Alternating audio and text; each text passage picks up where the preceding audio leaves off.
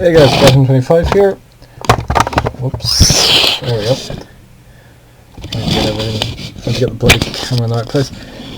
Right, watching the launch of one of the OneWeb. Oh, more OneWeb constellation. I just heard the phrase abort.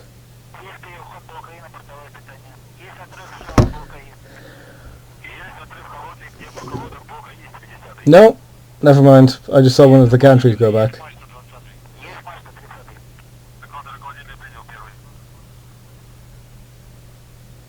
Well, we shall see. Is that countdown? Could you...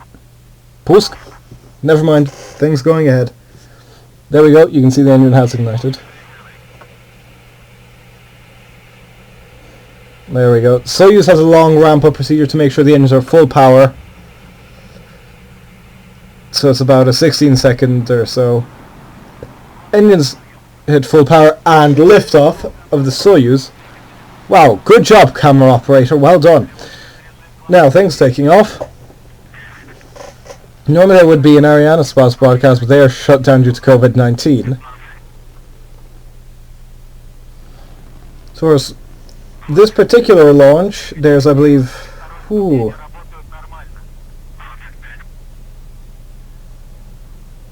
21st of March, 34 satellites. So launching from site 316.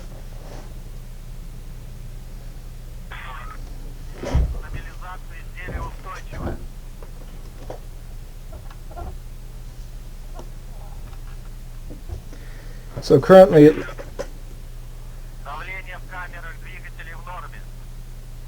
right, site 31.5. I'm just talking about that just to have extra content, not just the broadcast, which was mostly in Russian.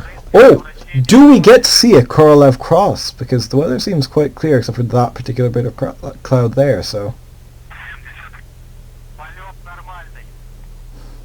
I love when they say that for some reason. Like, you know when they say like an American launch, they're always like status nominal, and Terry's is nominal, yada yada. It's like, Polyot normalny is that.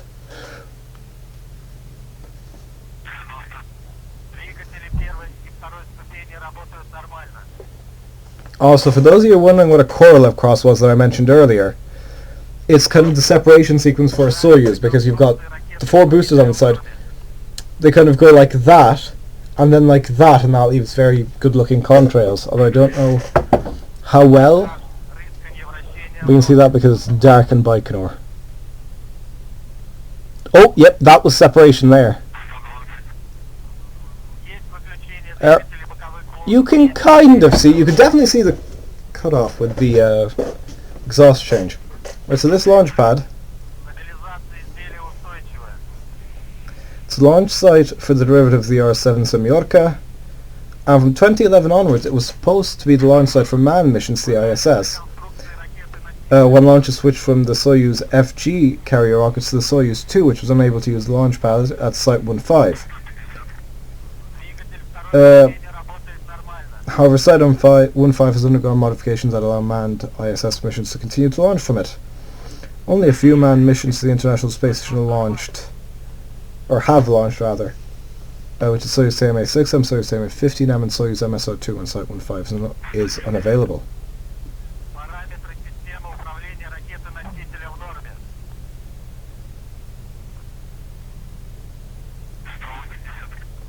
So the first launch out of there was in 1961.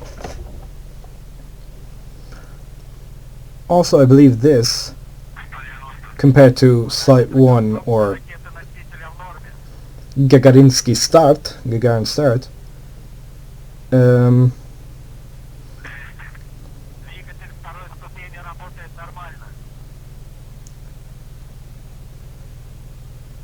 it is, well, it's currently under refurbishment, but that, as far as what I saw, has a significantly larger kind of flame duct, or flame pit, or whatever it's called.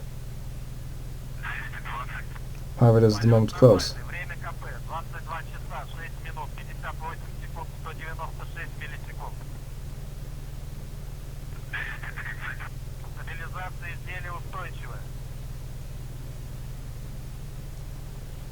But yeah, at least until 2023 it looks like. there will not be launches from Gagarin start.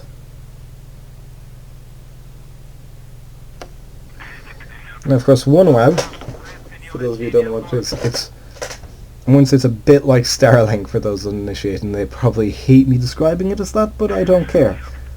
It's basically a bunch of polar orbiting satellites delivering internet connection.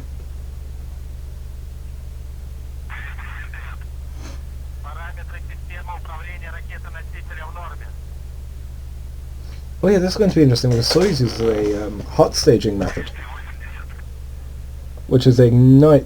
Oh, never mind, looks like they're switching to the animation.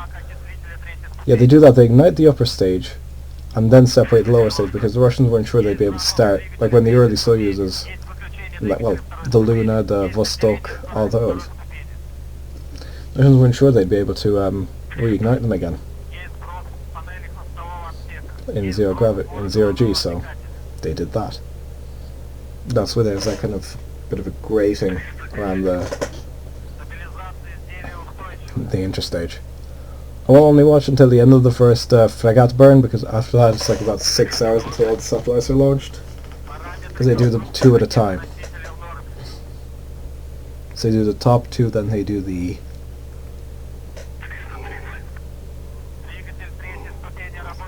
Then they do the kind of the top rows. That is Path 31. You can see, for those of you who are used to watching launches out of Gagarin start, that is a significantly smaller pad, or flame trench.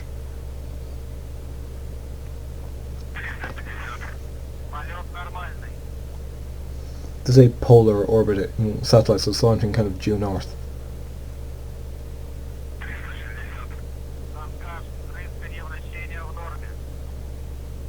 Like, this is the official OneWeb broadcast, but it's just the Roscosmos broadcast in all honesty.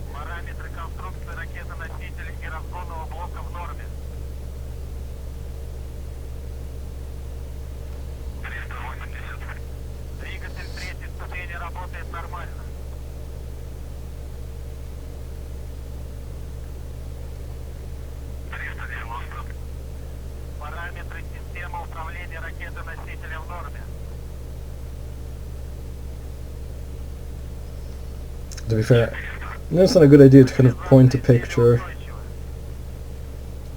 at a camera, but this is Gagarin start.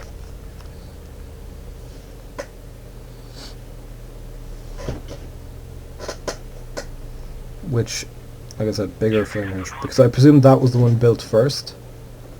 Because Gagarin start was also the launch out of a Sputnik and Sputnik 2 and all that.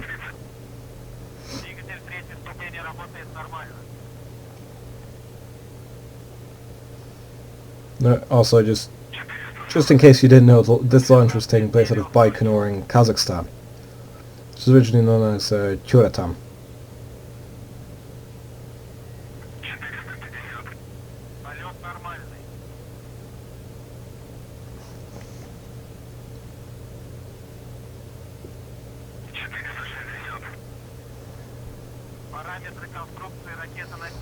It is still the kind of main launch site for many Russian vehicles.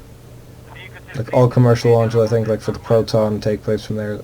There are some Soyuz sites up in Plesetsk and one in Vostochny that's still kind of being tested.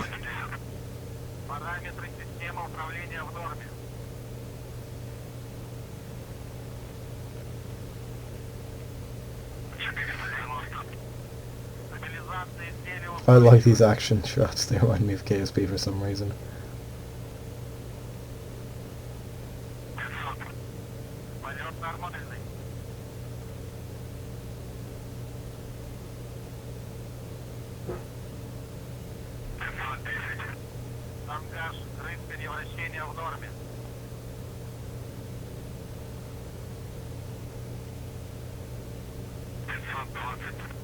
Параметры конструкции ракеты-носителей разгонного блока в норме. 530. Двигатель третьей ступени работает нормально.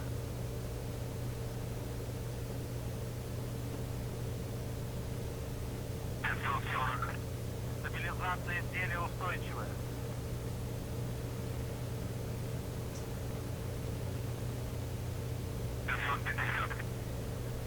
Есть выключение двигателя третьей ступени.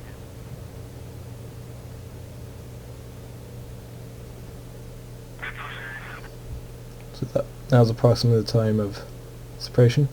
The way that stage is separated is they separate and then they open a valve to empty excess liquid oxygen to kind of push it back. Есть отделение головного блока. Головной блок в составе разгонного блока фрегат номер 123-02 и космических аппаратов OneWeb выведен на опорную орбиту.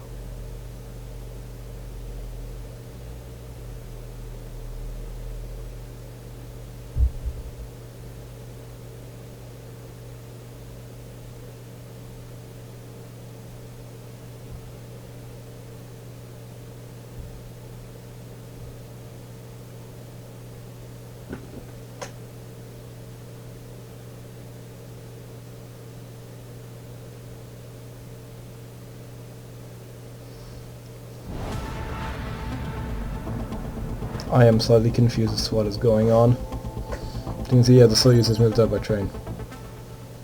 Только что мы с вами увидели, как с космодрома Байконур стартовала ракета «Союз-2.1Б».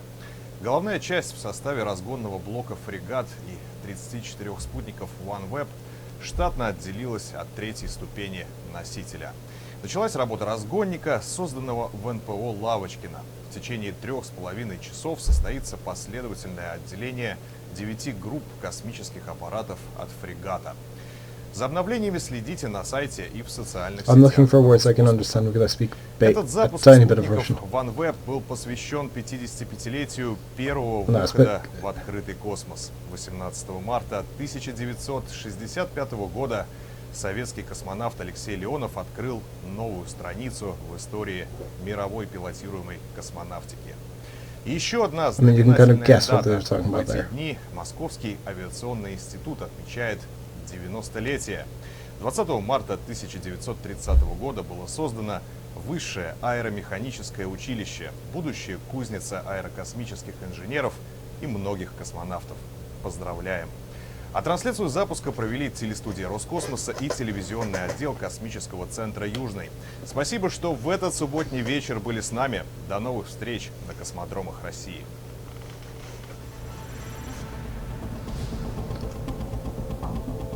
I've got no idea what's going on. Because first of all, is this the end? Yes, it is.